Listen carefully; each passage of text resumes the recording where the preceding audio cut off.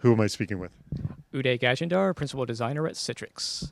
You gave an awesome presentation about, well, good UI design, and we do not have the time for you to go through everything, but I want you to just sort of spotlight three of the most classic or egregious mistakes where people can sort of really improve their design dramatically if you just focus here or begin by focusing here. And feel free to give me examples. Oh, sure, absolutely. I think some of the biggest mistakes, top three, and these are certainly areas that when I look at a site, when I look at a product, I'm immediately thinking, wow, I can make this so much better in like an hour. And it's only by adjusting a few things, what I call the low-hanging fruit. One is typography. Really get the typography down nice and clean. Just start with 3 fonts. Build up maybe 4 or 5, but don't go all crazy with it, right? Every single variation is a signal. So just calm down the fonts, really keep it all consistent. Explain to me what a variation of a font is.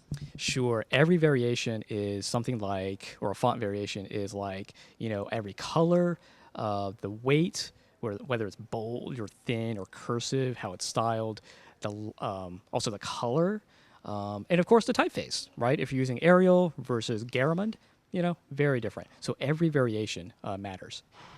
Okay, give me another sort of egregious problem you see that you can solve quickly. Sure. I think another one is just grids, overall layout and structuring of information. How do you make it very clear that, there's proper alignment and positioning and really good use of white space? Yes, things probably need to be dense for whatever reason, but there's no reason we can't just add a little bit more space. Just give things a chance to breathe, whether it's text, icons, buttons, and so forth. Yeah.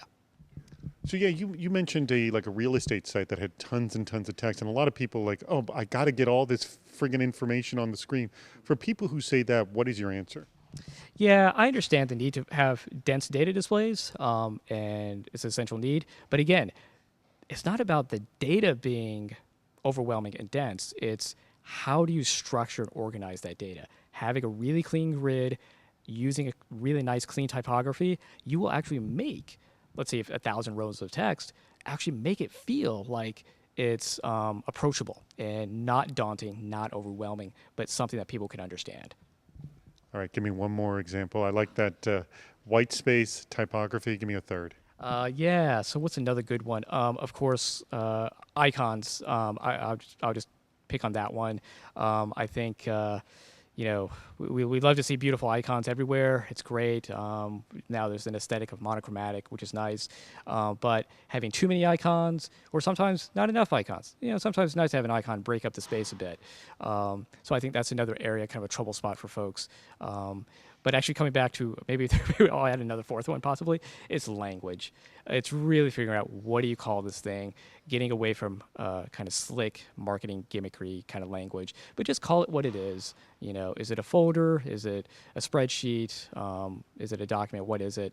And really keep clean language, clean typography, clean grids. That'll make it really sharp.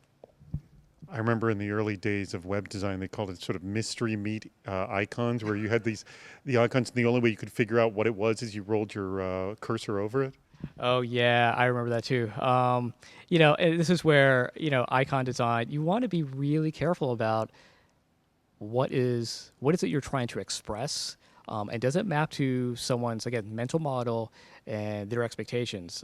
Is it a cultural reference people get? Is it something that may be offensive? And is it something that's really useful and meaningful? So yeah, we want to avoid the mystery meat icons, but have something that's really clear. And by the way, if it is a mystery meat icon, chances are you probably don't need an icon.